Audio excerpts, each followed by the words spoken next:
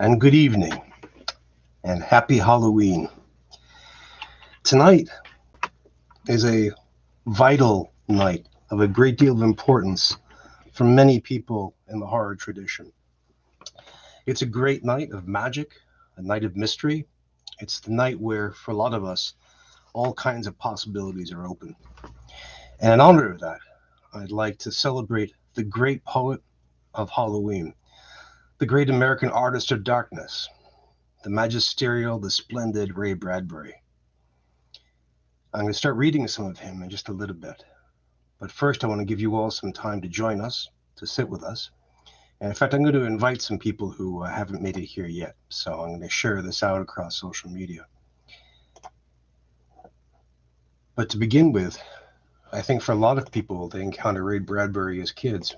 They encounter Ray Bradbury when they are just starting to read literature, perhaps when they're just starting to read short stories, when they encounter darkness. And in many ways, Bradbury is their guide, their lyrical avatar, their Virgil into a world of beauty and darkness.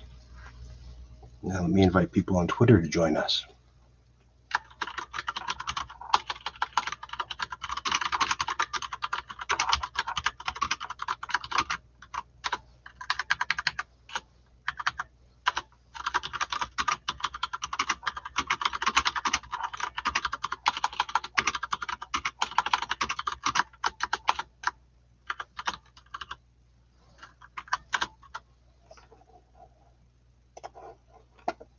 For me, I think it may have been Martian Chronicles, which gave me my start, which introduced me to Bradbury. That heartbreaking, shining collection of stories, offering a vision of space exploration, a vision of humanity, a vision of the future that I'd never seen before, even as a kid. It moved me, it upset me, it gave me all kinds of possibilities. I think for other people, it's his great horror stories that appeared in books like The October Country or The Illustrated Man. For some later on, it may have been seeing some stories. For more than a few, it's the bits of his that got sampled in great literature textbooks. I've seen All Summer and a Day that way, for example. Now, to invite people on Facebook.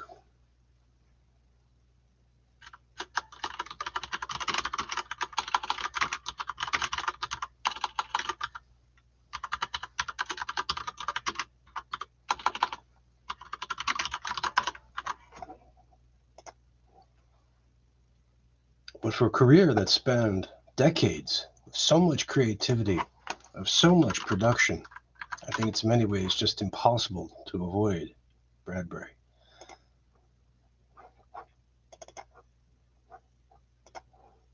And now to invite even people on LinkedIn.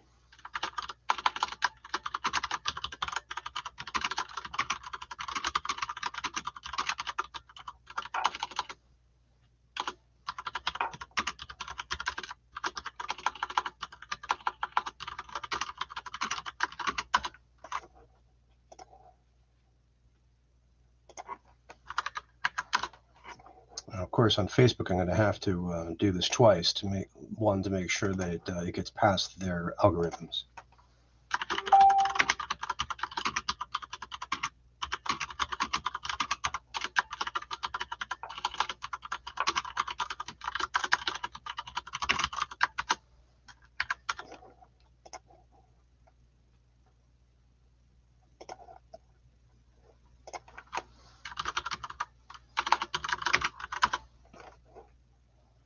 Now, I've asked people what they would like to read, what they would like to hear, which stories would engage them the most. And I think right now,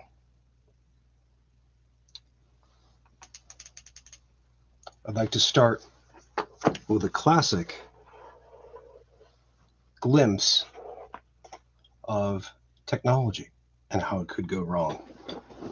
So this is a story from The Illustrated Man, very, very old copy of the book, a story called The Veldt. George, I wish you'd look at the nursery. What's wrong with it? I don't know. Well then, I just want you to look at it, is all, or call a psychologist in to look at it. What would a psychologist want with the nursery? You know very well what he'd want. His wife paused in the middle of the kitchen and watched the stove, busy humming to itself, making supper for 4. It's just the nursery is different now than it was. All right, let's have a look. They walked down the hall of their soundproofed Happy Life home, which had cost them $30,000 installed. This house which clothed and fed and rocked them to sleep and played and sang and was good to them. Their approach sensitized a switch somewhere, and the nursery light flicked on when they came within 10 feet of it. Similarly, behind them, in the halls, lights went off and on as they left them behind, with a soft automaticity. Well, said George Hadley. They stood on the thatched roof of the nursery. It was 40 feet across by 40 feet long and 30 feet high. It had cost half again as much as the rest of the house. But nothing's too good for our children, George had said. The nursery was silent. It was as empty as a jungle glade at hot high noon. The walls were blank and two-dimensional. Now, as George and Lydia Hadley stood in the center of the room, the walls began to purr and recede into crystalline distance, it seemed, and presently an African veldt appeared in 3 dimensions, on all sides, in color, reproduced to the final pebble and bit of straw. The ceiling above them became a deep sky with a hot yellow sun. George Hadley felt the perspiration start in his brow. Let's get out of the sun, he said. This is a little too real, but I don't see anything wrong. Wait a moment, you'll see, said his wife. Now the hidden odorophonics were beginning to blow a wind of odor at the 2 people in the middle of the baked veldt land. The hot straw smell of lying grass, the cool green smell of the hidden waterhole, the great rusty smell of animals, the smell of dust like a red paprika in the hot air. And now the sounds, the thump of distant antelope feet on grassy sod, the papery rustling of vultures. A shadow passed through the sky. The shadow flickered on George Hadley's upturned, sweating face. Filthy creatures, he heard his wife say. The vultures. You see, they're the lions, far over that way. Now they're on their way to the waterhole. They've just been eating, said Lydia. I don't know what. Some animal. George Hadley put up his hand to shield off the burning light from his squinted eyes. A zebra or a baby giraffe, maybe? Are you sure? His wife sounded particularly tense. No, it's a little late to be sure, he said, amused. Nothing over there I can see but clean bone, and the vultures dropping for what's left. Did you hear that scream? She said. No, about a minute ago. Sorry, no. The lions were coming. And again, George Hadley was filled with admiration for the mechanical genius who had conceived this room. A miracle of efficiency selling for an absurdly low price. Every home should have one. Oh, occasionally they frightened you with their clinical accuracy. They startled you, gave you a twinge. But most of the time, what fun for everyone. Not only your own son and daughter, but for yourself when you felt like a quick jump to a foreign land, a quick change of scenery. Well, here it was. And here were the lions now, 15 feet away, so real, so feverishly and startlingly real that you could feel the prickling fur on your hand, and your mouth the stuffy, dusty upholstery smell of their heated pelts. And the yellow of them was in your eyes like the yellow of an exquisite French tapestry, the yellows of lions in summer grass, and the sound of the matted lion lungs exhaling on the silent noontide, and the smell of meat from the panting, dripping mouths. The lions stood looking at George and Lydia Hadley with terrible green-yellow eyes. Watch out! Screamed Lydia. The lions came running at them. Lydia bolted and ran. Instinctively, George sprang after her. Outside in the hall, when the door slammed, he was laughing and she was crying, and they both stood appalled at the other's reaction. George! Lydia! Oh, my dear, poor, sweet Lydia! They almost got us! Walls, Lydia. Remember, crystal walls. That's all they are. Oh, they look real, I must admit. Africa in your parlor. But it's all dimensional, super-reactionary, super-sensitive color film and mental tape film behind glass screens. It's all odorophonics and sonics, Lydia. Here's my handkerchief. I'm afraid. She came to him and put her body against him and cried steadily. Did you see? Did you feel? It's too real. Now, Lydia, you've got to tell Wendy and Peter not to read any more in Africa. Of course, he patted her. Promise? Sure. And lock the nursery for a few days until I get my nerves settled. You know how difficult Peter is about that. When I punished him a month ago by locking the nursery for even a few hours, the tantrum he threw, and Wendy too, they live for the nursery. It's got to be locked. That's all there is to it. All right. Reluctantly, he locked the huge door. You've been working too hard. You need a rest. I don't know, she said, blowing her nose, sitting down in a chair that immediately began to rock and comfort her. Maybe I don't have enough to do. Maybe I have time to think too much. Why don't we shut the whole house off for a few days and take a vacation? You mean you want to fry my eggs for me? Yes, she nodded. And darn my socks? Yes, a frantic, watery-eyed nodding. And sweep the house? Yes, yes, oh yes. I thought that's why we bought this house, so we wouldn't have to do anything. That's just it. I feel like I don't belong here. The house is wife and mother now and nursemaid. Can I compete with an African Veld? Can I give a bath and scrub the children as efficiently or quickly as the automatic scrub bath can? I cannot. And it isn't just me, it's you. You've been awfully nervous lately. Oh, I suppose I have been smoking too much. You look as if you didn't know what to do with yourself in this house either. You smoke a little more every morning and drink a little more every afternoon and eat a little more sedative every night. You're beginning to feel unnecessary too. Am I? He paused and tried to feel into himself to see what was really there. Oh, George, she looked beyond him at the nursery door. Those lions can't get out of there, can they? He looked at the door and saw it tremble as if something had jumped against it from the other side. Of course not, he said. At dinner, they ate alone, for Wendy and Peter were at a special plastic carnival across town and had televised home to say they'd be late to go ahead eating. So George Hadley, bemused, sat watching the dining room table produce warm dishes of food from its mechanical interior. We forgot the ketchup, he said. Sorry, said a small voice within the table, and ketchup appeared. As for the nursery, thought George Hadley, it won't hurt for the children to be locked out of it for a while. Too much of anything isn't good for anyone, and it was clearly indicated the children had been spending a little too much time in Africa. That sun, he could feel on his neck still like a hot paw, and the lions, and the smell of blood. Remarkable how the nursery caught the telepathic emanations of the children's minds and created life to fill their every desire. The children thought lions, and there were lions. The children thought zebras, and there were zebras. Sun, sun, giraffes, giraffes, death, and death. At last, he chewed tastelessly on the meat the table had cut for him. Death thoughts. They were awfully young, Wendy and Peter, for death thoughts. Or no, you were never too young, really. Long before you knew what death was, you were wishing it on someone else. When you were 2 years old, you were shooting people with cap pistols. But this, the long, hot African veldt, the awful death in the jaws of a lion, and repeated again and again. Where are you going? He didn't answer Lydia. Preoccupied, he let the lights glow softly on ahead of him, extinguished behind him as he padded to the nursery door. He listened against it. Far away, a lion roared. He unlocked the door and opened it. Just before he stepped inside, he heard a faraway scream, and then another roar from the lions, which subsided quickly. He stepped into Africa.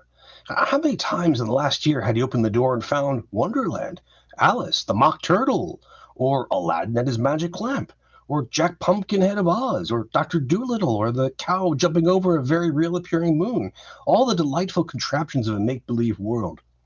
How often had he seen Pegasus flying in the sky ceiling, or seen fountains of red fireworks, or heard angel voices singing?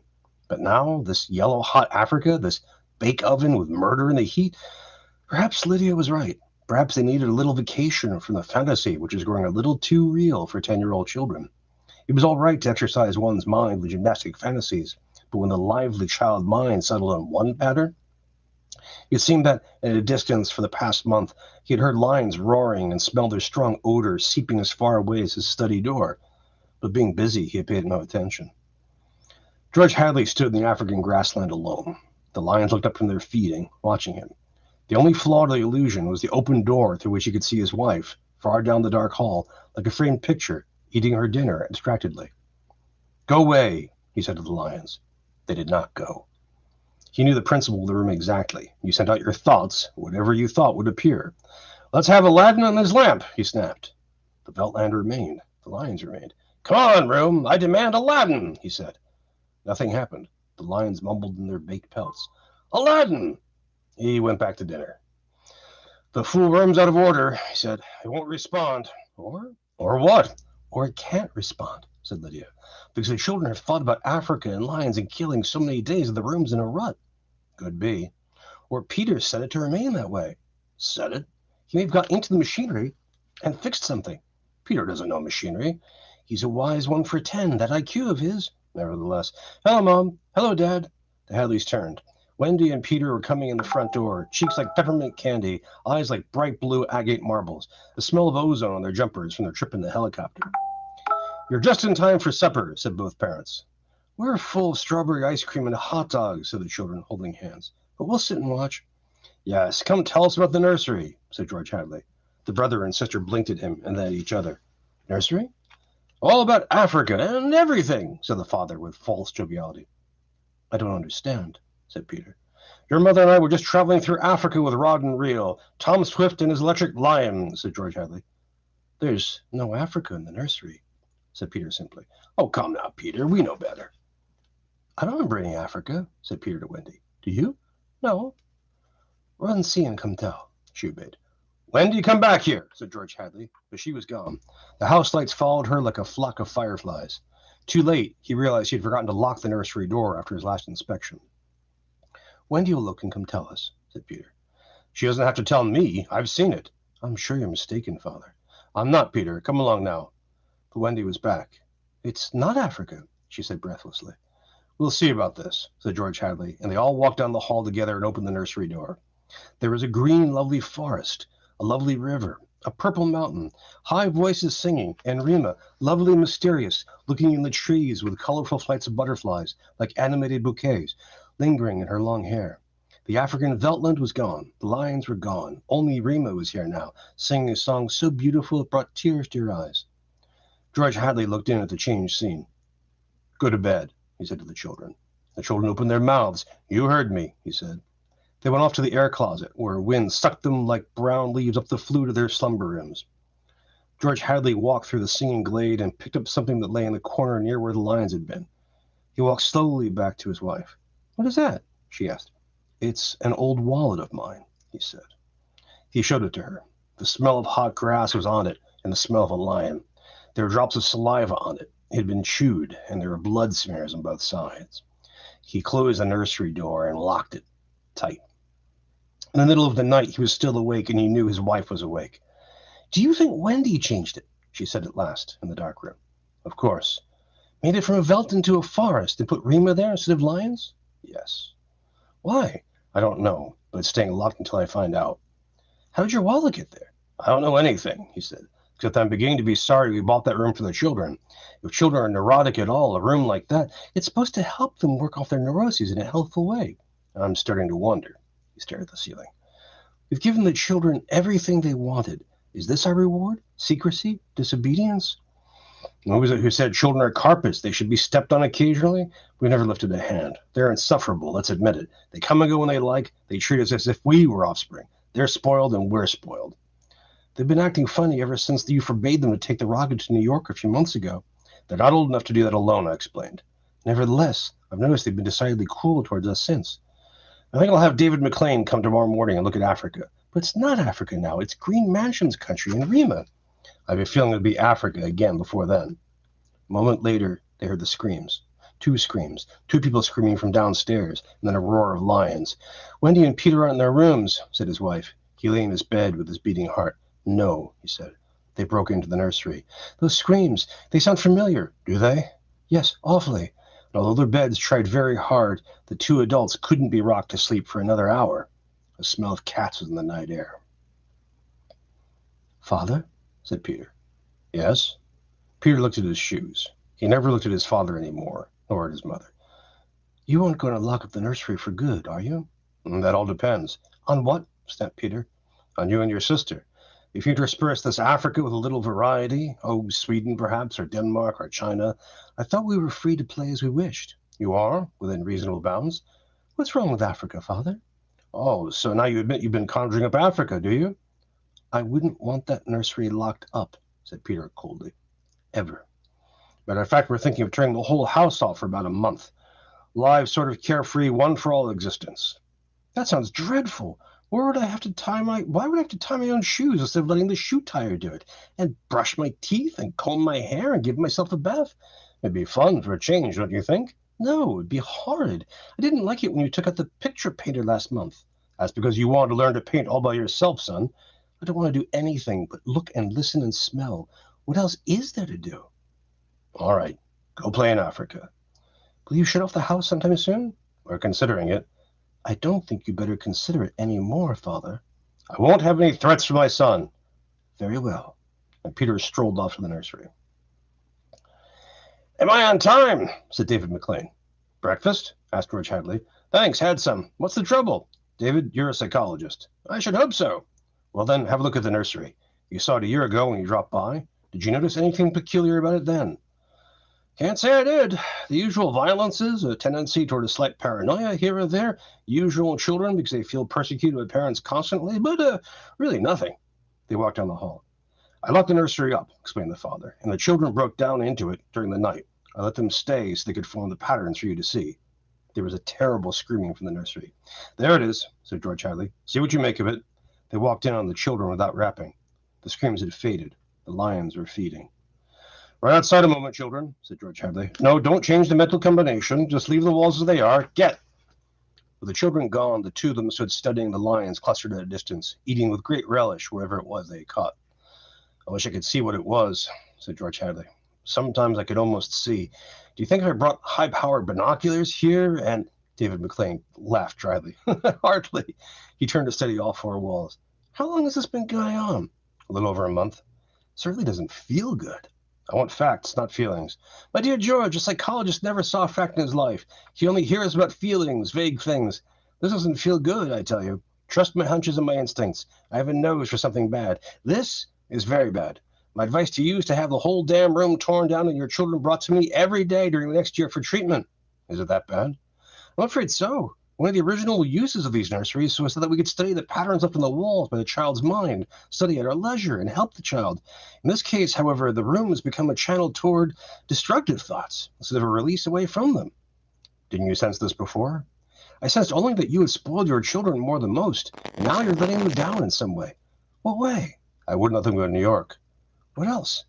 I've taken a few machines from the house and threatened them a month ago with closing up the nursery unless they did their homework. Did close it a few days to show I meant business. Uh-huh. Does that mean anything? Everything. Where before they had a Santa Claus, now they have a Scrooge. Children prefer Santas. You've let this room and this house replace you and your wife and your children's affections. This room is their mother and father, far more important in their lives and their real parents. And now you come along and want to shut it off. No wonder there's hatred here. You can feel it coming out of the sky. Feel that sun. George, you'll have to change your life. Like too many others, you built it around creature comforts. Why, you'd starve tomorrow if something went wrong in your kitchen. You wouldn't know how to tap an egg. Nevertheless, turn everything off. Start new. It'll take time, but we'll make good children out of bad in a year. Wait and see. But won't the shock be too much for the children, shutting the room up abruptly for good? I don't want them going any deeper into this, that's all. The lions were finished with their red feast. The lions were standing on the edge of the clearing, watching the two men. Now I'm feeling persecuted, said McLean. Let's get out of here. I never cared for these damned rooms. Make me nervous. The lions look real, don't they? Said George Hadley. I don't suppose there's any way. What? They could become real. Not that I know. Some flaw in the machinery, a tampering or something? No. They went to the door. I don't imagine the room will like being turned off, said the father. Nothing ever likes to die, even a room. I wonder if it hates me for wanting to switch it off. Paranoia is thick around here today, said David McLean. You could have followed like a spore. Hello. He bent and picked up a bloody scarf. This yours? No. George Hadley's face was rigid. It belongs to Lydia. They went to the fuse box together and threw the switch that killed the nursery. The two children were in hysterics. They screamed and pranced and threw things. They yelled and sobbed and swore and jumped at the furniture. You can't do that to the nursery. You can't. No, children. The children flung themselves onto the couch, weeping. George, said Lydia Hadley, turn on the nursery just for a few moments. You can't be so abrupt. No. You can't be so cruel. Lydia, it's off and it stays off. And the whole damn house dies as of here and now. The more I see of the mess we put ourselves in, the more it sickens me. We've been contemplating our mechanical, electronic navels for too long. My God, how we need a breath of honest air. He marched through the house, turning off the voice clocks, the stoves, the heaters, the shoe shiners, the shoe lacers, the body scrubbers and swabbers and massagers, and every other machine he could put his hand to. The house was full of dead bodies, it seemed. It felt like a mechanical cemetery, so silent. None of the humming, hidden energy of machines waiting to function at the tap of a button. Don't let them do it, wailed Peter at the ceiling, as if he was talking to the house, the nursery. Don't let Father kill everything. He turned to his father. Oh, I hate you. Insults won't get you anywhere. I wish you were dead. We were for a long time. Now we're really going to start living. Instead of being handled and massaged, we're going to live. Wendy was still crying, and Peter joined her again. Just a moment, just one moment, just another moment of nursery, they wailed. Oh, George, said the wife, it can't hurt. All right, if you'll only just shut up. 1 minute, mind you, and then off forever. "Daddy, Daddy, Daddy," sang the children, smiling with wet faces. "Then we're going on vacation. David McLean is coming back in half an hour to help us move out and get to the airport. I'm going to dress. You turn the nursery on for a minute, Lydia. Just a minute, mind you." And the three of them went babbling off while he let himself be vacuumed upstairs till the air flew and set about dressing himself. A minute later, Lydia appeared. "I'll be glad when we get away," she sighed. "Did you leave them in the nursery?" "I want to dress too. Oh, that horrid Africa. What can they see in it?" "Well, in 5 minutes we'll be on our way to Iowa. Lord, how did we ever get in this house? What prompted us to buy a nightmare? Pride? Money? Foolishness? I think we better get downstairs before these kids get engrossed in these damn beasts again." Just then they heard their children calling, "Daddy, Mommy, come quick, quick!" They went downstairs and the air flew and ran down the hall. The children were nowhere in sight. "Wendy! Peter!" They ran to the nursery. The Veltland was empty, save for the lions, waiting, looking at them. "Peter? Wendy?" The door slammed. "Wendy! Peter!" George Hadley and his wife whirled and ran back to the door. "Open the door!" cried George Hadley, trying the knob. "Why, they've locked it from the outside! Peter!" He beat at the door. "Open up!" He heard Peter's voice outside against the door. "Don't let them switch off the nursery and the house," he was saying. Mr. and Mrs. George Hadley beat at the door. "Now, don't be ridiculous, children. It's time to go. Mr. McLean will be here in a minute." And then they heard the sounds.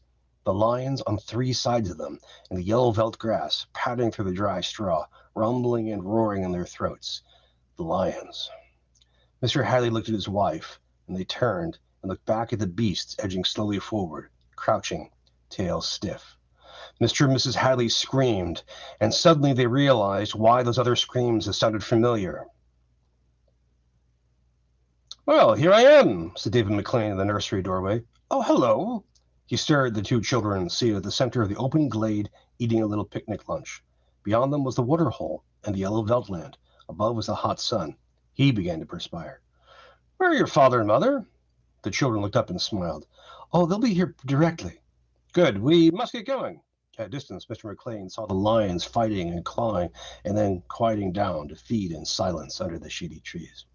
He squinted at the lions with his hand up to his eyes. Now the lions are done feeding. They moved to the waterhole to drink. A shadow flickered over Mr. McLean's hot face. Many shadows flickered. The vultures were dropping down the blazing sky. "A cup of tea?" asked Wendy in the silence.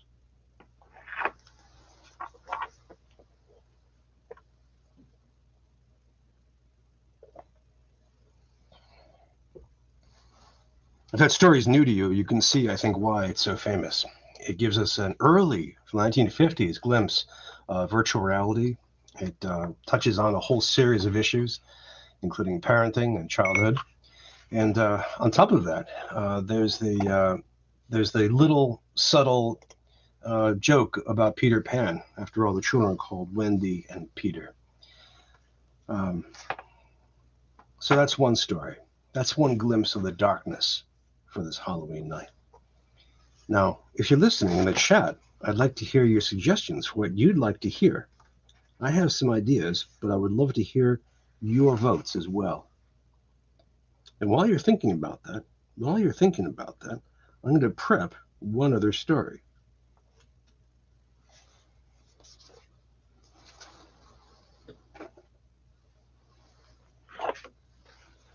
And let me take a look in social media and see what people have said, to see if there are any requests or if there are any hints as well. Please feel free to use the chat box to type in your own comments and your own questions.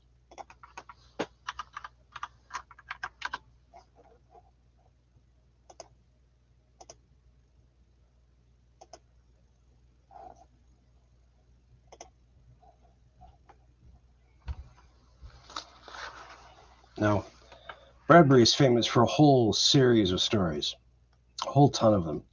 And in fact, I want to make sure I get one of the darkest. This one took us to the future, to virtual reality, but now let me take you into the past. Hang on one second.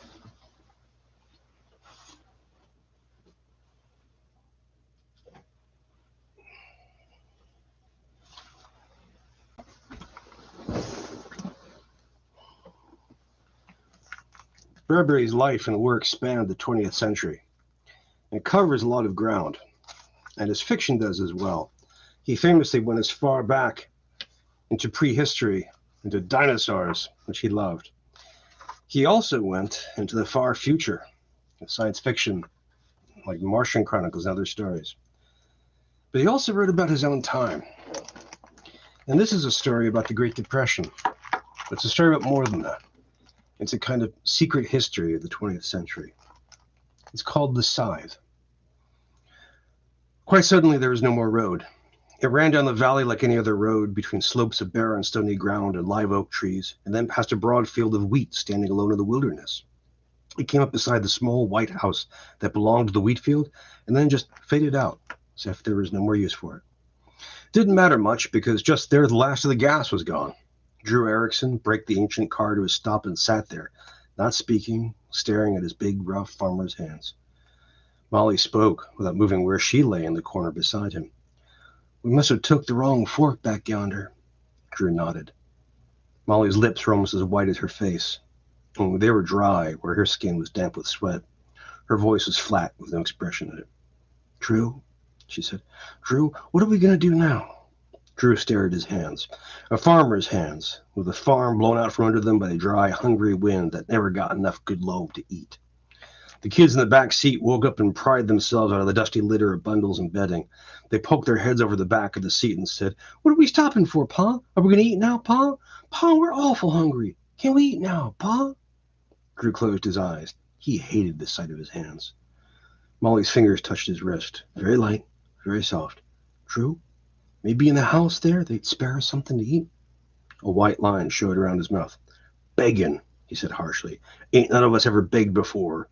Ain't none of us ever gonna." Molly's hand tightened on his wrist. He turned and saw her eyes. He saw the eyes of Susie and little Drew looking at him. Slowly, all the stiffness went out of his neck and his back. His face got loose and blank, shapeless, like a thing that had been beaten too hard and too long. He got out of the car and went up the path to the house. He walked uncertainly, like a man who was sick or nearly blind. The door of the house was open. Drew knocked 3 times. There was nothing inside but silence, and a white window curtain moving in the slow, hot air. He knew it before he went in. He knew there was death in the house. It was that kind of silence. He went through a small, clean living room and down a little hall. He wasn't thinking anything. He was past thinking. He was going toward the kitchen, unquestioningly, like an animal. Then he looked through the open door and saw the dead man. He was an old man, lying out in a clean white bed.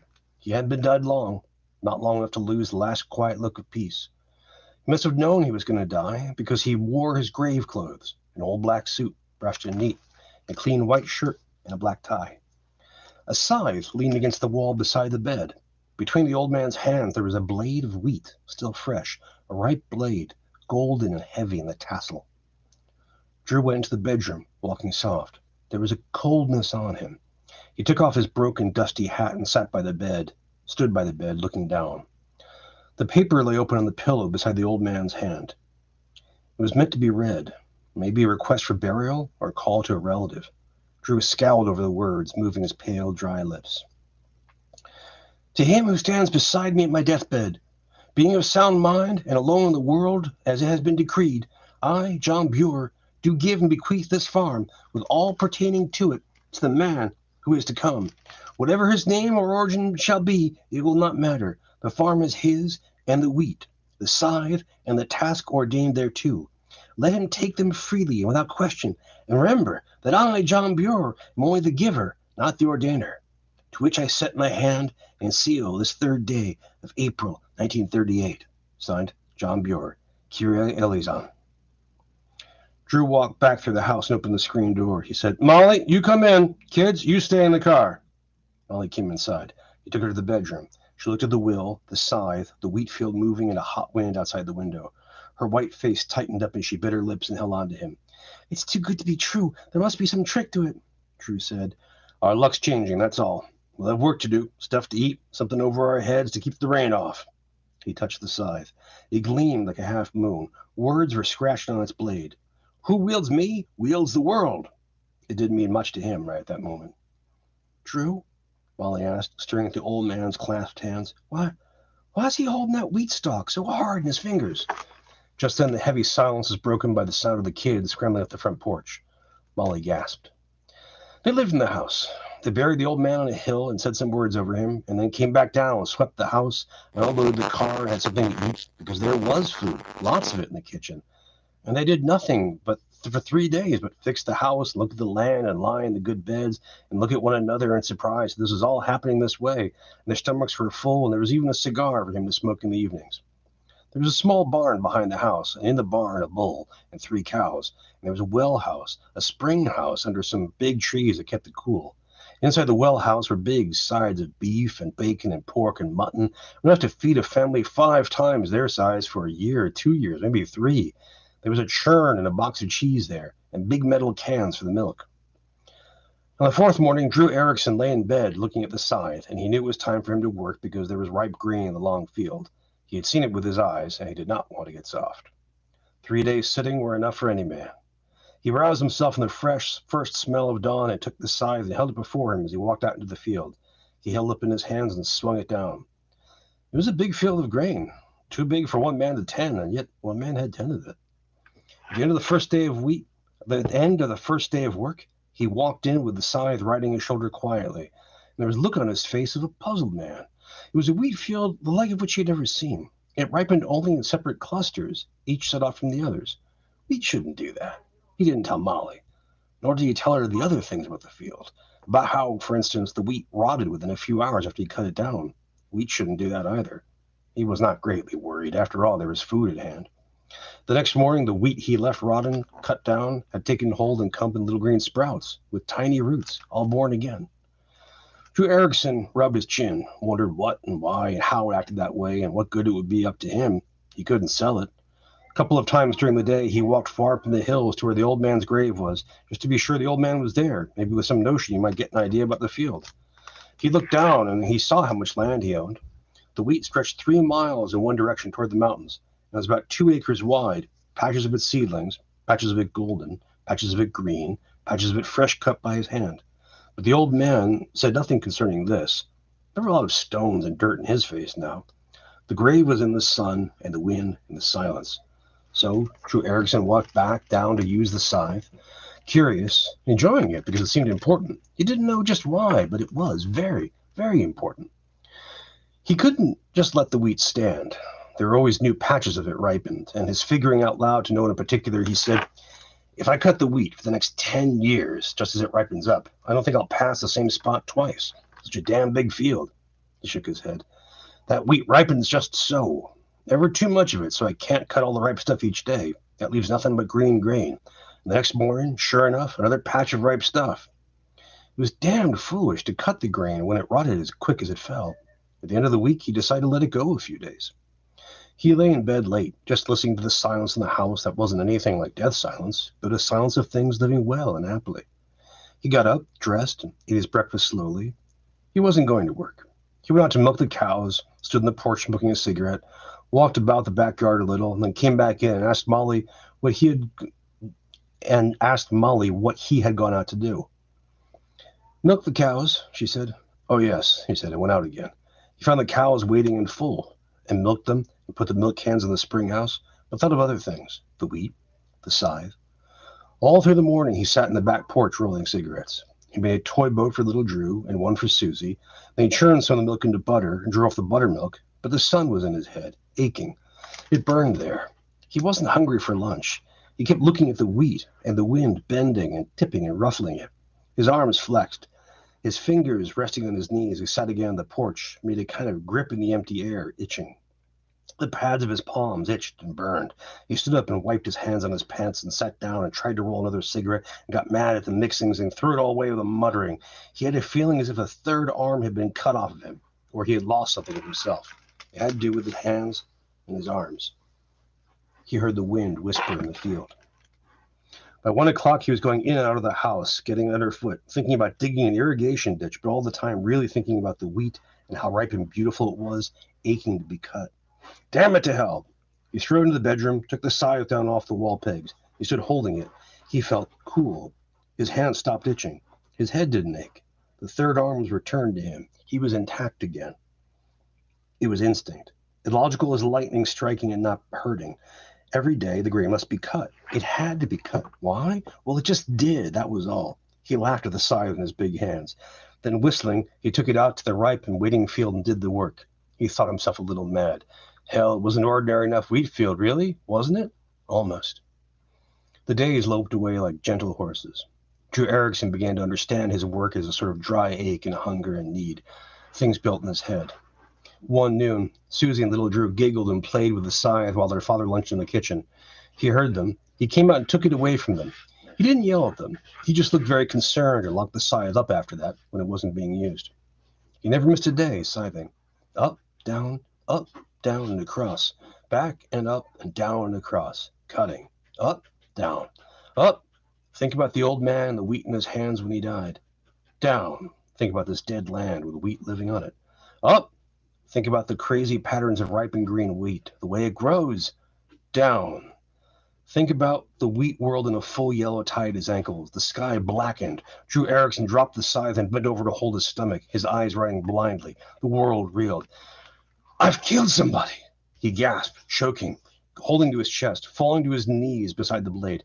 I've killed a lot. The sky revolved like a merry blue merry-go-round at the county fair in Kansas, but no music, only a ringing in his ears. Molly was sitting at the blue kitchen table, peeling potatoes when he blundered around the kitchen, dragging the scythe behind him. Molly! She swam around on the wet of his eyes. She sat there, her hands falling open, waiting for him to finally get it out. Get the things packed, he said, looking at the floor. Why? We're leaving, he said dully. We're leaving? She said. That old man, you know what he did here? It's the wheat, Molly, and the scythe. Every time you use the scythe on the wheat, 1,000 people die. You cut them across, and Molly got up and put the knife down and the potatoes to one side and said, understandingly, we traveled a lot, and we haven't eaten good until the last month here, and you've been working every day, and you're tired. I heard voices, sad voices out there in the wheat, telling me to stop, telling me not to kill them. Drew. He didn't hear her. The field grows crooked, wild, like a crazy thing. I didn't tell you, but it's wrong. She stared at him. His eyes were blue glass, nothing else. You think I'm crazy, he said, but just wait till I tell you. Oh, God, Molly, help me. I just killed my mother. Stop it, she said firmly. I cut down one stalk of wheat and I killed her. I felt her dying. That's how I found out just now. Drew! Her voice was like a crack across the face, angry and afraid now. Shut up, he mumbled. Oh, Molly. The scythe dropped from his hands, clambered on the floor. She picked it up with a step of anger and set it in one corner. 10 years I've been with you, she said. Sometimes we had nothing but dust and prayers in our mouths. Now all this good luck sudden, and you can't bear up under it. She brought the Bible from the living room. She rustled its pages over. They sounded like the wheat rustling in a small, slow wind. You sit down and listen, she said. The sound came in from the sunshine, the kids, laughing in the shade of the large live oak beside the house. She read from the Bible, looking up now and again to see what was happening to Drew's face. She read from the Bible each day after that. The following Wednesday, a week later, when Drew walked down to the distant town to see if there was any general deliverable mail, there was a letter. He came home looking 200 years old. He held the letter out to Molly and told her what it said in a cold, uneven voice. Mother passed away, 1 o'clock Tuesday afternoon. Her heart. All that Drew Erickson had to say was, get the kids in the car, load up with food. We're going on to California. Drew, said his wife, holding the letter. You know yourself, he said. This is poor grain land. Yet look how ripe it grows. I ain't told you all the things. It ripens in patches, a little each day. It ain't right. And when I cut it, it rots. And next morning, it comes up without any help, growing again. Last Tuesday, a week ago, when I cut the grain, it was like ripping my own flesh. I heard somebody scream. It sounded just like, and now today, this letter.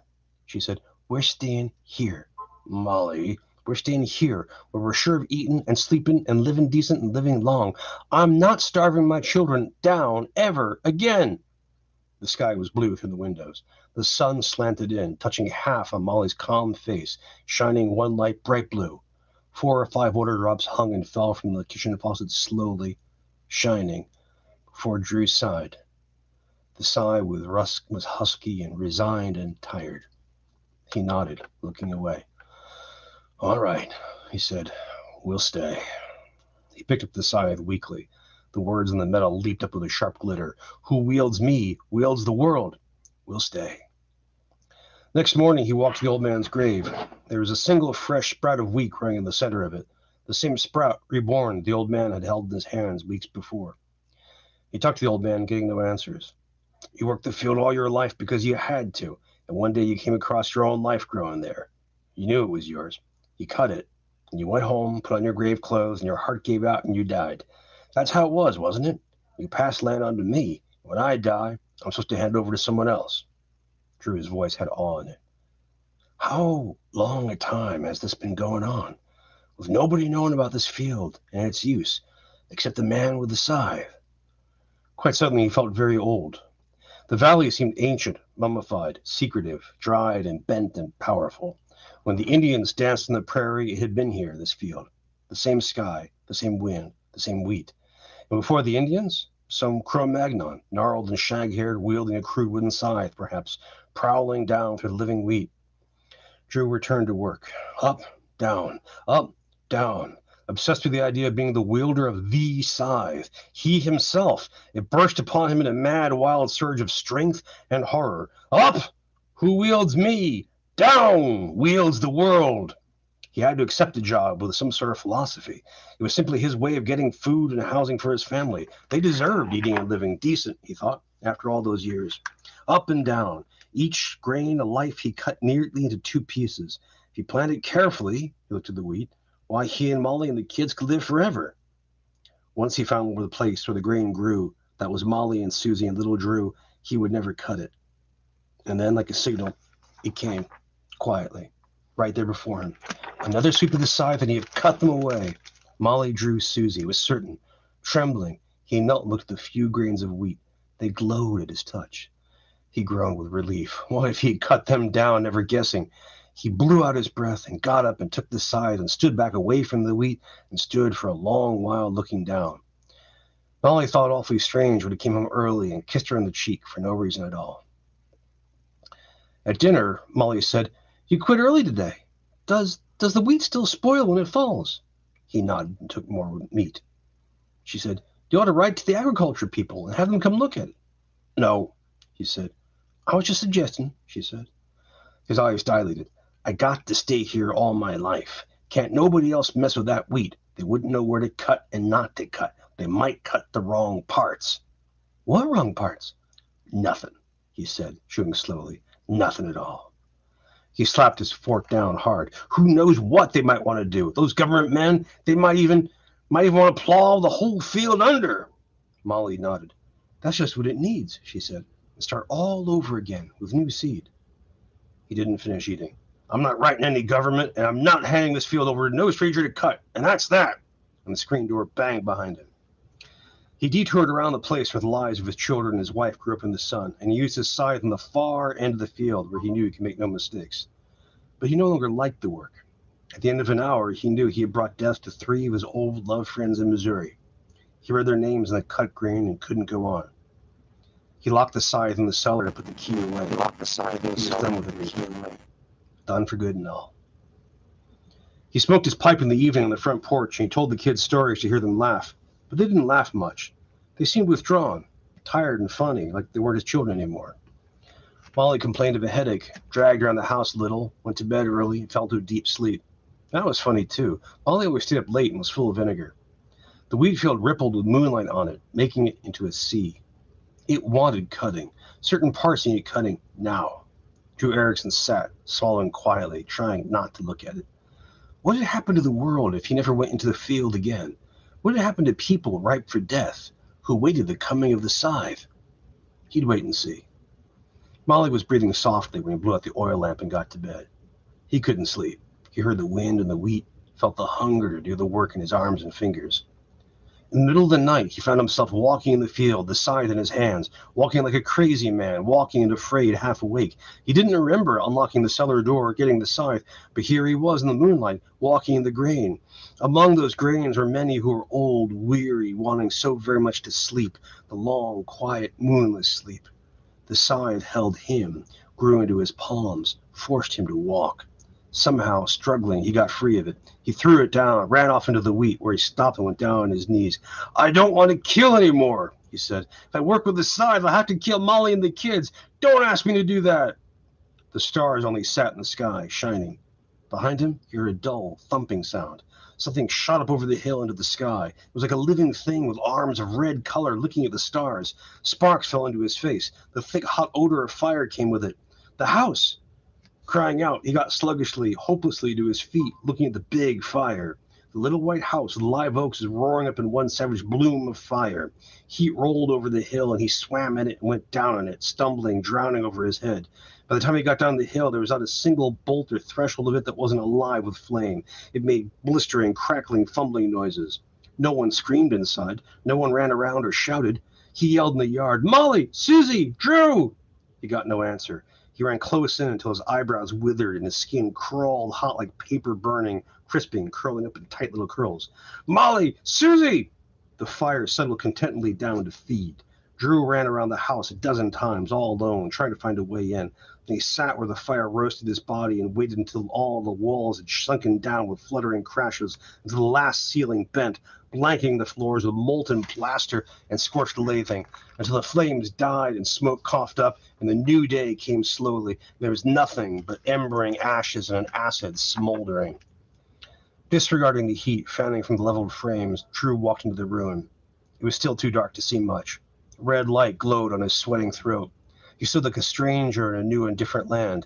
Here, the kitchen, charred tables, chairs, the iron stove, the cupboards.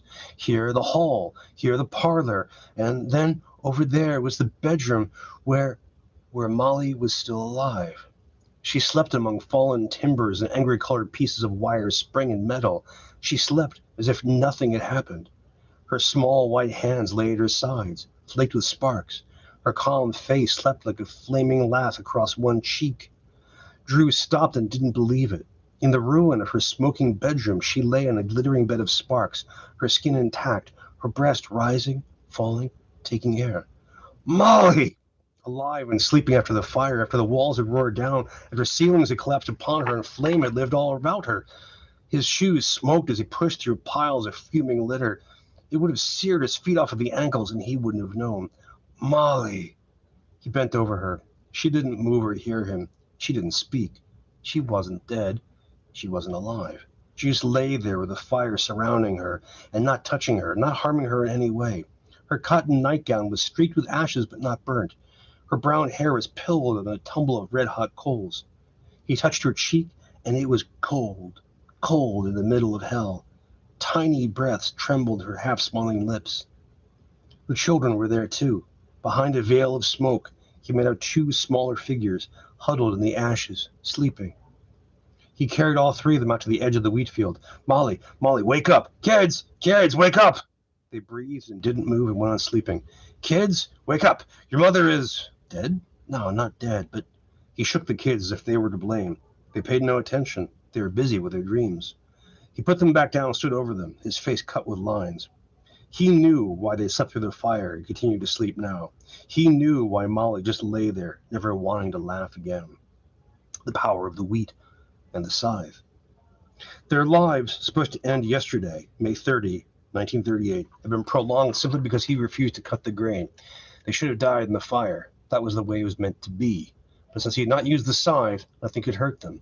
A house had flamed and fallen, and still they lived, caught halfway, not dead, not alive, simply waiting. And all over the world, thousands more like them, victims of accidents, fires, disease, suicide, waited, slept just like Molly and her children slept. Not able to die, not able to live, all because a man was afraid of harvesting the ripe grain.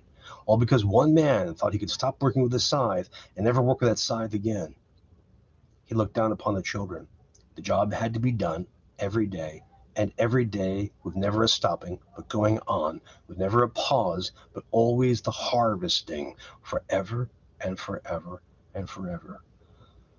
All right, he thought. All right, I'll use the scythe. He didn't say goodbye to his family.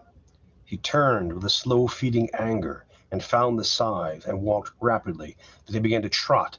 Then he ran with long, jolting strides into the field, raving, feeling the hunger in his arms as the wheat whipped and flailed his legs. He pounded through it, shouting. He stopped.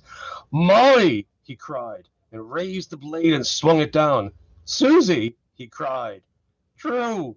And swung the blade down again. Somebody screamed. He didn't turn to look back at the fire-ruined house. and then sobbing wildly. He rose above the grain again, to the left and the right and to the left and to the right and to the left and to right, over and over, slicing out huge scars in green wheat and ripe wheat with no selection and no care, cursing over and over, swearing, laughing, the blades swinging up in the sun and falling in the sun with a singing whistle. Down! Bombs shattered London, Moscow, Tokyo. The blades swung insanely, and the kilns of Belsen and Buchenwald took fire. The blades sang crimson wet, and mushrooms vomited out blind suns at white sands, Hiroshima, Bikini, and up through and in continental Siberian skies. The grain wept in a green rain falling. Korea, Indochina, Egypt, India trembled. Asia stirred. Africa woke in the night. And the blade went on rising, crashing, severing, with the fury and rage of a man who is lost and lost so much that he no longer cares about what he does to the world. Just a few short miles off the main highway, down a rough dirt road that leads to nowhere. Just a few short miles from a highway jammed with traffic bound for California. Once in a while, during the long years, a jalopy gets off the main highway, pulls up steaming in front of the charred ruin, the little white house at the end of the dirt road, to ask instructions from the farmer they see just beyond, the one who works insanely, wildly, without ever stopping, night and day, in the endless fields of wheat. But they get no help and no answer. The farmer in the field is too busy, even after all these years, too busy slashing and chopping the green wheat instead of the ripe. And Drew Erickson moves on with his scythe, with a light of blind suns and a look of white fire in his never sleeping eyes, on and on and on.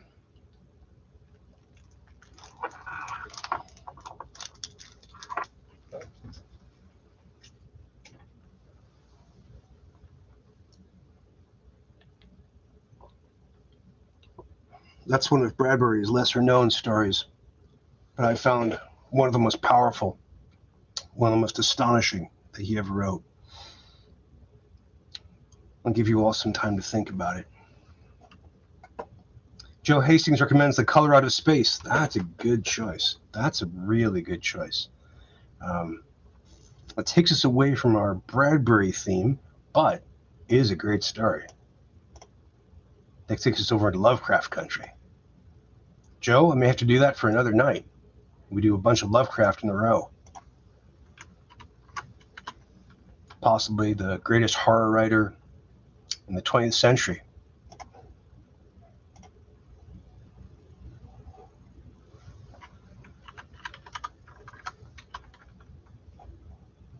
Now, I've got almost 10 o'clock here, Eastern time. I've got time for one more story. This is going to be one more slice of Bradbury. And this is one that takes us into the future.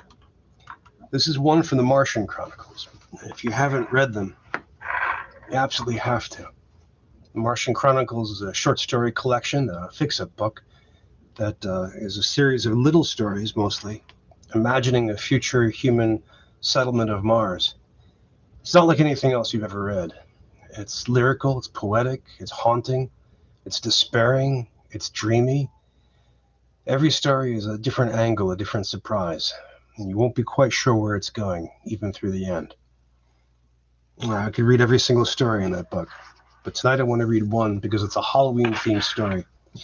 And this is one that I love to read every year, because this is one that's also about horror stories. It's about scary stories. And it's a tribute to them. And the more horror stories you know, the more scary stories you know, the richer and more tasty this story becomes. Some of you might guess the one I'm talking about. Some of you may already have a suggestion in mind. But I am reading, of course, Usher 2. In the book, he dates this as taking place in April 2036. And if you know his great classic novel, Fahrenheit 451, this is in the same universe. During the whole of a dull, dark, and soundless day in the autumn of the year, when the clouds hung oppressively low in the heavens, I had been passing alone on horseback through a singularly dreary tract of country, and at length found myself, as the shades of evening drew on, within view of the melancholy house of Usher. Mr. William Stendhal paused in his quotation. There, upon a low black hill, stood the house, its cornerstone bearing the inscription 2036 A.D. Mr. Bigelow, the architect, said, "It's completed. Here's the key, Mr. Stendhal." The two men stood together silently in the great autumn afternoon. Blueprints rustled on the raven grass at their feet. "The house of Usher," said Mr. Stendhal with pleasure. "Planned, built, bought, and paid for. Wouldn't Mr. Poe be delighted?" Mr. Bigelow squinted. "Is it everything you wanted, sir?" "Yes." "Is the color right? Is it desolate and terrible?" "Very desolate, very terrible." "The walls are bleak?" "Amazingly so." "The tarn, is it black and lurid enough?" "Most incredibly black and lurid." "And the sedge, we've dyed it, you know. Is it the proper gray and ebon?" "Hideous." Mr. Bigelow consulted his architectural plans. From these he quoted in part, quote, "Does the whole structure cause a, quote, an iciness, a sickening of the heart, a dreariness of thought," unquote? "The house, the lake, the land, Mr. Stendhal?" "Mr. Bigelow, it's worth every penny. My God, it's beautiful." "Thank you. I had to work in total ignorance. Thank the Lord you had your own private rockets, or we'd have never been allowed to bring most of the equipment through. You know, it's always twilight here, this land. It's always October, barren, sterile, dead. Took a bit of doing. We killed everything. 10,000 tons of DDT. Not a snake, frog, or Martian fly left. Twilight always, Mr. Stendhal. I'm proud of that. There are machines hidden which blot out the sun. It's always properly dreary." Stendhal drank it in, the dreariness, the oppression, the fetid vapors, the whole atmosphere, so delicately contrived and fitted. And that house, that crumbling horror, that evil lake, the fungi, the extensive decay, plastic or otherwise, who could guess? He looked at the autumn sky. Somewhere above, beyond, far off, was the sun. Somewhere it was the month of April on the planet Mars, a yellow month with a blue sky. Somewhere above, the rockets burned down to civilize a beautifully dead planet. The sound of their screaming passage was muffled by this dim, soundproofed world, this ancient autumn world. "Now that my job's done," said Mr. Bigelow uneasily, "I feel free to ask you what you're going to do with all this." "With Usher? Haven't you guessed?" "No." "Does the name Usher mean nothing to you?" "Nothing." "Well, what about this name? Edgar Allan Poe?" Mr. Bigelow shook his head. "Of course." Stendhal snorted delicately, a combination of dismay and contempt. "How could I expect you to know blessed Mr. Poe? He died a long while ago, before Lincoln. All his books were burned in the Great Fire. That's 30 years ago, 2006. "Ah," said Mr. Bigelow wisely, "one of those." "Yes, one of those, Bigelow. He and Lovecraft and Hawthorne and Ambrose Bierce and all the tales of terror and fantasy and horror, and for that matter, tales of the future, were burned. Heartlessly. They passed a law. Oh, it started very small. In 1999, it was a grain of sand. They began by controlling books of cartoons, and then detective books, and of course films one way or another, one group or another, political bias, religious prejudice, union pressures. There was always a minority afraid of something, and a great majority afraid of the dark, afraid of the future, afraid of the past, afraid of the present, afraid of themselves and shadows of themselves." "I see." "Afraid of the word politics, which again became a synonym for communism among the more reactionary elements, so I hear, and it was worth your life to use the word. And with a screw tightened here, a bolt tightened there, a push, a pull, a yank, art and literature were soon like a great twine of taffy strung about, being twisted in braids and tied in knots and thrown in all directions, until there was no more resiliency and no more savor to it. Then the film cameras chopped short, and the theaters turned dark, and the print presses trickled down from a great Niagara of reading matter to a mere innocuous dripping of, quote, pure material. Oh, the word escape was radical, I tell you." "Was it?" "It was. Every man, they said, must face reality, must face the here and now. Everything that was not so must go. All the beautiful literary lies and flights of fancy must be shot in midair. So they lined them up against the library wall one Sunday morning 30 years ago in 2006. They lined them all up. Miss St. Nicholas and the Headless Horseman and Snow White and Rumpelstiltskin and Mother Goose. Oh, what a wailing! And shot them down and burned the paper castles and the fairy frogs and the old kings and the people who lived happily ever after, for of course it was a fact that nobody lived happily ever after, that once upon a time became no more, and they spread the ashes of the phantom rickshaw with the rubble of the land of Oz. They filleted the bones of Glinda the Good and Ozma, and shattered polychrome in a spectroscope, and served Jack Pumpkinhead with meringue at the biologist's ball. The beanstalk died the bramble of red tape. Sleeping Beauty awoke at the kiss of a scientist and expired with a fatal puncture of his syringe. And they made Alice drink something from a bottle which reduced her to a size where she could no longer cry curiouser and curiouser. And they gave a looking glass one hammer blow to smash it and every red king and oyster away. He clenched his fists. Lord, how immediate it was. His face was red, and he was gasping for breath. As for Mr. Bigelow, he was astounded at this long explosion. He blinked and said at last, Sorry, don't know what you're talking about. Just names to me. From what I hear, the burning was a good thing. Get out! Screamed Stendhal. You've done your job. Now let me alone, you idiot! Mr. Bigelow summoned his carpenters and went away. Mr. Stendhal stood alone before the house. Listen here, he said to the unseen rockets. I came to Mars to get away from you clean-minded people, but you're flocking in thicker every day like flies to offal. So I'm going to show you. I'm going to teach you a fine lesson for what you did to Mr. Poe on Earth. As of this day, beware. The House of Usher is open for business. He pushed a fist at the sky. The rocket landed. A man stepped out jauntily. He glanced at the house, and his gray eyes were displeased and vexed. He strode across the moat to confront the small man there. Your name's Stendhal? Yes. I'm Garrett, investigator of moral climates. So you finally got to Mars, you moral climate people. I wondered when you'd appear. We arrived last week. We'll soon have things as neat and tidy as Earth. The man waved an identification card irritably toward the house. Suppose you tell me about this place, Stendhal. It's a haunted castle, if you like. I don't like, Stendhal. I don't like the sound of that word, haunted. Simple enough. In this year of our Lord, 2036, I've built a mechanical sanctuary. In it, copper bats, flying electronic beams, brass rats scuttle on plastic cellars, robot skeletons dance, robot vampires, harlequins, wolves, and white phantoms, compounded of chemical and ingenuity, all live here. That's what I was afraid of, said Garrett, smiling quietly. I'm afraid we'll have to tear your whole place down. I knew you'd come out as soon as you discovered what went on. I'd have come sooner, but we at Moral Climates wanted to be sure of your intentions before we moved in. We can have the dismantlers and burning crew here by supper. By midnight, your place will be razed to the cellar. Mr. Stendhal, I consider you somewhat of a fool, sir. Spending hard-earned money on a folly. Why, it must have cost you $3 million. $4 million! But, Mr. Garrett, I inherited $25 million when very young. I can afford to throw it about. Seems a dreadful shame, though, to have the house finished only an hour and have you race out with your dismantlers. Couldn't you possibly let me play with my toy for just, 24 hours? You know the law, strict to the letter. No books, no houses, nothing to be produced which in any way suggests ghosts, vampires, fairies, or any creature of the imagination. You'll be burning Babbitts next. You caused us a lot of trouble, Mr. Stendhal. It's on the record. 20 years ago, on Earth, you and your library. Yes, me and my library, and a few others like me. Oh, Poe has been forgotten for many years now, and Oz and the other creatures. But I had my little cash.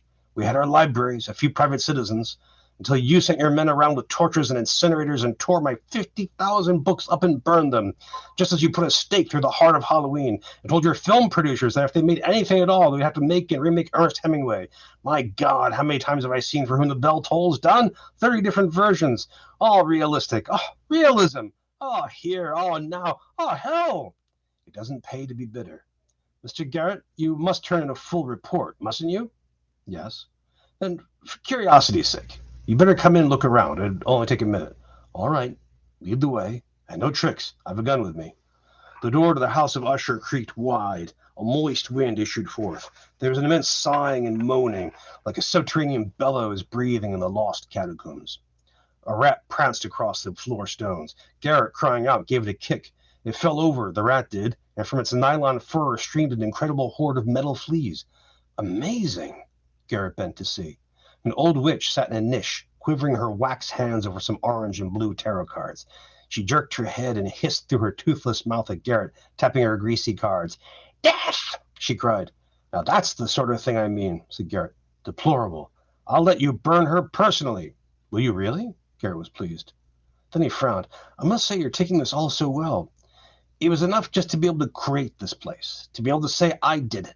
to say I nurtured a medieval atmosphere in a modern, incredulous world. I have a somewhat reluctant admiration for your genius myself, sir. Garrett watched as a mist drifted by, whispering and whispering, shaped like a beautiful and nebulous woman. Down a moist corridor, a machine whirled, like the stuff from a cotton candy centrifuge. Mists flung up and floated, murmuring in the silent halls.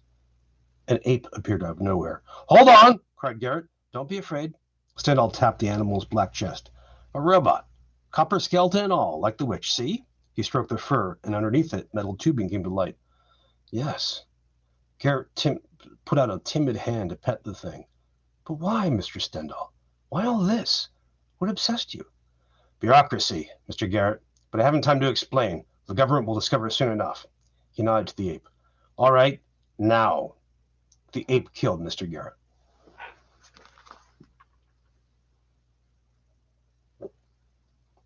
"Are we almost ready, Pikes?" Pikes looked up from the table. "Yes, sir." "You've done a splendid job." "Well, I'm paid for it, Mr. Stendhal," said Pikes softly as he lifted the plastic eyelid of the robot and inserted the glass eyeball to fasten the rubber-weighted muscles neatly. "There. The spitting image of Mr. Garrett. What do we do with him, sir?" Pikes nodded at the slab where the real Mr. Garrett lay dead. "Better burn him, Pikes. We wouldn't want two Mr. Garretts, would we?" Pikes wheeled Mr. Garrett to the brick incinerator. "Goodbye." He pushed Mr. Garrett in and slammed the door. Stendhal confronted the robot Garrett. "You have your orders, Garrett?" "Yes, sir." The robot sat up. "I'm to return to Moral Climates. I'll file a complimentary report. Delay action for at least 48 hours. Say I'm investigating more fully." "Right, Garrett. Say goodbye." The robot hurried out to Garrett's rocket, got in, and flew away. Stendhal turned. "Now, Pikes, we send the reminder of the invitations for tonight. I think we'll have a jolly time, don't you?" "Considering we waited 20 years, quite jolly." They winked at each other. 7 o'clock. Stendhal studied his watch. Almost time. He swirled the sherry glass in his hand. He sat quietly. Above him, among the oaken beams, the bats, their delicate copper bodies hidden under rubber flesh, blinked at him and shrieked. He raised his glass to them. "To our success!" Then he leaned back, closed his eyes, and considered the entire affair. How he would savor this in his old age, this paying back of the antiseptic government for its literary terrors and conflagrations. Oh, how the anger and hatred had grown in him through the years. Oh, how the plan had taken a slow shape in his numbed mind, until that day, 3 years ago, when he had met Pikes. Ah, yes, Pikes. Pikes with a bitterness in him as deep as a black charred well of green acid. Who was Pikes? Only the greatest of them all. Pikes, the man of 10,000 faces, a fury, a smoke, a blue fog, a white rain, a bat, a gargoyle, a monster. That was Pikes. Better than Lon Chaney, the father? Stendhal ruminated. Night after night, he had watched Chaney in the old films. Yes, better than Chaney. Better than that other ancient mummer? What was his name? Karloff? Far better. Lugosi? The comparison was odious. No, there was only one Pikes, and he was a man stripped of his fantasies now. No place on earth to go, no one to show off to, forbidden even to perform him for himself before a mirror. Poor, impossible, defeated Pikes. How it must have felt, Pikes, the night they seized your films, like entrails yanked from the camera out of your guts, clutching them in coils and wads to stuff them into a stove to burn away. Did it feel as bad as having some 50,000 books annihilated with no recompense? Yes. Yes. Stendhal felt his hands grow cold with a senseless anger, so more natural than they would one day talk over endless coffee pots into innumerable midnights, and of all the talk and the bitter brewings would come the House of Usher. A great church bell rang. The guests were arriving. Smiling, he went to greet them. Full-grown, without memory, the robots waited. In green silks, the color of forest pools. In silks, the color of frog and fern, they waited. In yellow hair, the color of the sun and sand, the robots waited. Oiled, with 2 bones cut from bronze and sucking gelatin, the robots lay. In coffins for the not dead and not alive, in planked boxes, the metronomes waiting to be set in motion. There was a smell of lubrication and lathed brass. There was a silence of the tomb yard. Sexed but sexless, the robots. Named but unnamed, and borrowing from humans everything but humanity, the robots stared at the nailed lids of the robots' FOB boxes in a death that was not even a death, for it had never been a life. And now there was a vast screaming of yanked nails, and there was a lifting of lids. Now there were shadows in the boxes with pressure red hands spraying oil from his hand. Now one clock was set in motion, a faint ticking. Now another, and another, until this was an immense clock shop purring. The marble eyes rolled wide the rubber lids. The nostrils winked. The robots, clothed in hair of ape and white of rabbit, arose. Tweedledum following Tweedledee, Mock Turtle, Dormouse, drowned bodies from the sea compounded of salt and whiteweed, swaying, hanging blue-throated men with turned-up clam-flesh eyes, and creatures of ice and burning tinsel, loam dwarfs and pepper elves, Tick-Tock, Ruggedo, St. Nicholas with a self-made snow flurry blowing on before him, Bluebeard with whiskers like a settling flame, and sulphur clouds from which green fire snouts protruded, and in scaly and gigantic turpentine a dragon with a furnace in its belly reeled out the door with a scream, a tick, a bellow, a silence, a rush, a wind. 10,000 lids fell back. The clock shop moved out into usher. The night was enchanted. A warm breeze came over the land. The guest rockets, burning the sky and turning the weather from autumn to spring, arrived. The men stepped out in evening clothes, and the women stepped out after them, their hair coiffed up in elaborate detail. So that's Usher. But where's the door? At this moment, Stendhal appeared. The women had laughed and chattered. Mr. Stendhal raised a hand to quiet them. Turning, he looked up to a high castle window and called, "Rapunzel, Rapunzel, let down your hair!" And from above, a beautiful maiden leaned out upon the night wind and let down her golden hair. And the hair twined and blew and became a ladder upon which the guests might ascend, laughing, into the house. What eminent sociologists, what clever psychologists, what tremendously important politicians, bacteriologists, and neurologists. There they stood within the dank walls. "Welcome, all of you!" Mr. Tryon, Mr. Owen, Mr. Dunn, Mr. Lang, Mr. Steffens, Mr. Fletcher, and a double dozen more. "Come in, come in!" Miss Gibbs, Miss Pope, Miss Churchill, Miss Blunt, Miss Drummond, and a score of other women glittering. Eminent people, one and all, members of the Society for the Prevention of Fantasy, advocates for the banishment of Halloween and Guy Fawkes, killers of bats, burners of books, bearers of torches, good, clean citizens, every one, who had waited until the rough men had come up and buried the Martians and cleaned the cities and built the towns and repaired the highways and made everything safe. And then, with everything well on its way to safety, the spoil funds, the people with mercurochrome for blood and iodine-colored eyes, came now to set up their moral climates and dole out goodness to everyone. And they were his friends. Yes, carefully, he had met and befriended each of them on Earth in the last year. "Welcome to the vasty halls of death!" he cried. "Hello, Stendhal, what is all this? You'll see. Everyone off with their clothes. You'll find booths to one side there. Change into costumes you find there. Men on this side, women on that." The people stood uneasily about. "I don't know if we should stay," said Miss Pope. "I don't like the looks of this. It verges on blasphemy." "Nonsense, a costume ball. Seems quite illegal," Mr. Stephen sipped about. "Come off it," Stendhal laughed. "Enjoy yourselves. Tomorrow it'll be a ruin. Get in the booths." The house blazed with life and color. Harlequins rang by with belled caps, and white mice danced miniature quadrilles to the music of dwarfs who tickled tiny fiddles with tiny bows, and flags rippled from scorched beams, while bats flew in clothes and clouds about gargoyle mouths which spouted down wine, cool, wild, and foaming. A creek meandered through the 7 rooms of the masked ball. Guests sipped and found it to be sherry. Guests poured from the booths, transformed from one age into another, their faces covered with dominoes, the very act of putting on a mask revoking all their licenses to pick a quarrel of fantasy and horror. The women swept about in red gowns, laughing. The men danced them attendance, and on the walls were shadows with no people to throw them, and here there were mirrors in which no image showed. "Oh, it was vampires!" laughed Mr. Fletcher. "Dead!" There were 7 rooms, each a different color, one blue, one purple, one green, one orange, another white, the 6th violet, and the 7th shrouded in black velvet. And the black room was an ebony clock which struck the hour aloud. And through those rooms the guests ran, drunk at last, among the robot fantasies, amid the dormice and mad hatters, the trolls and the giants, the black cats and white queens, and under their dancing feet the floor gave off the massive pumping beat of a hidden and telltale heart. "Mr. Stendhal," I whispered. "Mr. Stendhal." A monster with the face of death stood at his elbow. It was Pikes. "I must see you alone." "What is it?" "Here." Pikes held out a skeleton hand. In it were a few half-melted, charred wheels, nuts, cogs, and bolts. Stendhal looked at them for a long moment. Then he drew Pikes into a corridor. Was it Garrett? He whispered. Pikes nodded. He sent a robot in his place, cleaning out the incinerator a moment ago. I found these. They both stared at the fateful cogs for a moment. This means the police will be here any moment, said Pikes. Our plan will be ruined. I don't know. Stendhal glanced to the whirling yellow and blue and orange people. The music swept through the misty halls. I should have guessed Garrett wouldn't be fool enough to come in person. But wait, what's the matter? Nothing. There's nothing the matter. Garrett sent a robot to us. Well, we sent one back. Unless he checks closely, he won't notice the switch. Of course. Next time he'll come himself. Now that he thinks it's safe. Why, he might even be at the door any minute. In person. More wine, Pikes. The great bell rang. There he is now, I bet you. Go let Mr. Garrett in. Rapunzel let down her golden hair. Mr. Stendhal?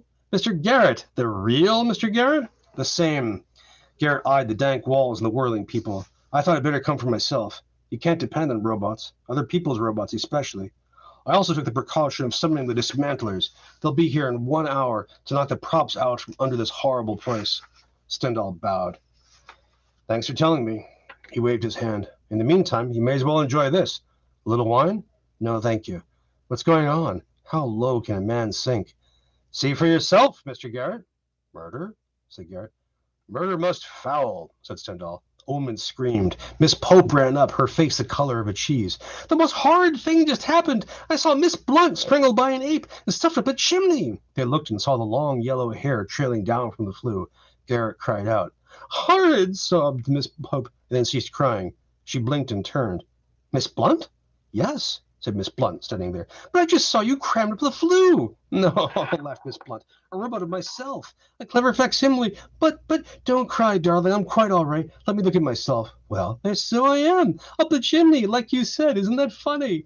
Miss Blunt walked away, laughing. Have a drink, Garrett? I believe I will. That unnerved me. My God, what a place. This does deserve tearing down. For a moment there, Garrett drank. Another scream. Mr. Steffens, borne upon the shoulders of 4 white rabbits, was carried down a flight of stairs which appeared magically in the floor, into a pit with Mr. Steffens, where, bound and tied, he was left to face the advancing razor steel of a great pendulum, which now whirled down, closer and closer to his outraged body. Is that me down there? Said Mr. Steffens, appearing at Garrett's elbow. He bent over the pit. How strange, how odd to see yourself die. The pendulum made a final stroke. How realistic, said Mr. Steffens, turning away. Another drink, Mr. Garrett? Yes, please. It won't be long. The dismantlers will be here. Thank God.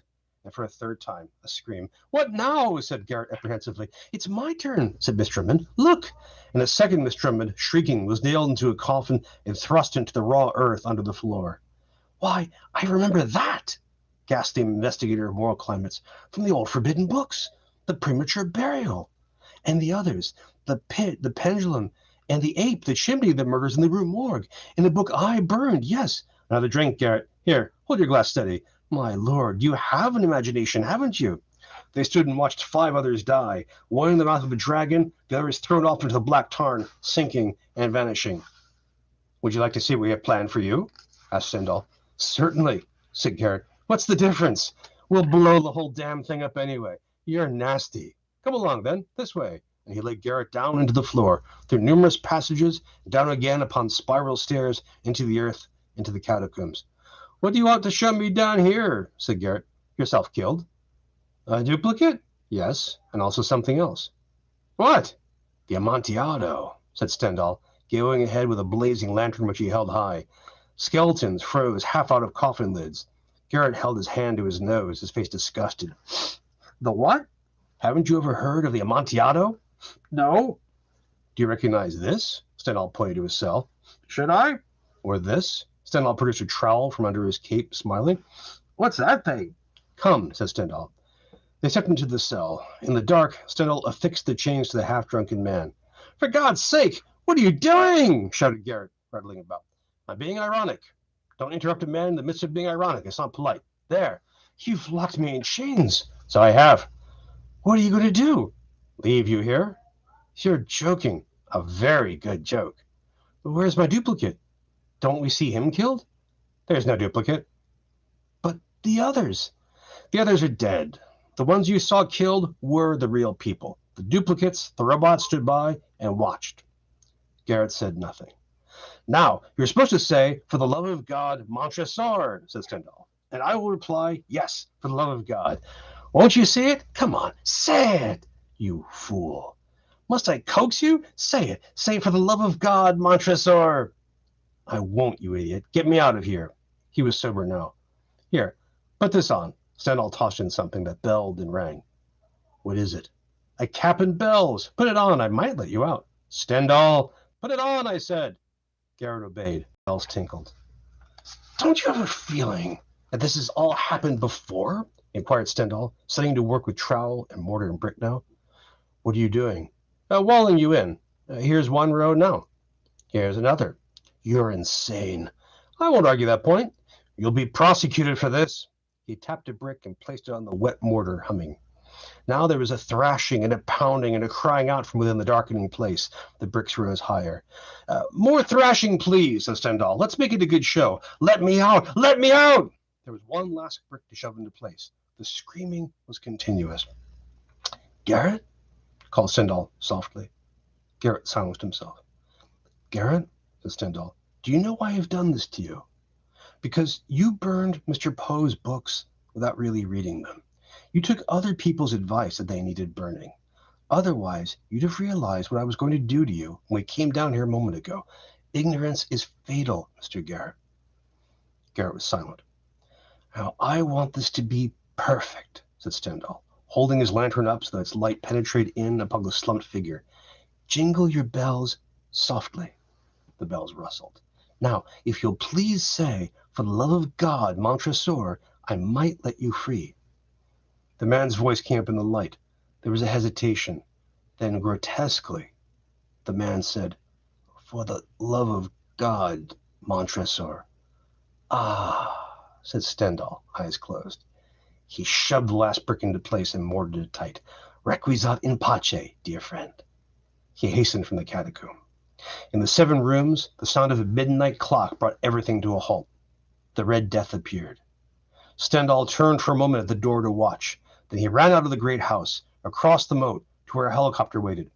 Ready, Pikes? Ready. There it goes. They looked at the great house, smiling. It began to crack down the middle, as with an earthquake. As Stendhal watched the magnificent sight, he heard Pikes reciting behind him in a low, cadenced voice. My brain reeled as I saw the mighty walls rushing asunder. There was a long, tumultuous shouting sound like the voice of 1,000 waters, and the deep and dank tarn at my feet closed sullenly and silently over the fragments of the House of Usher. The helicopter rose over the steaming lake and flew into the west.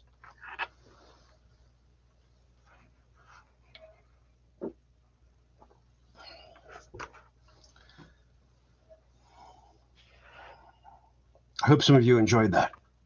It's one of my favorite Bradbury stories of all time. A very cruel one that celebrates horror, one that celebrates fantasy, and one that celebrates revenge. Well, that's it for now.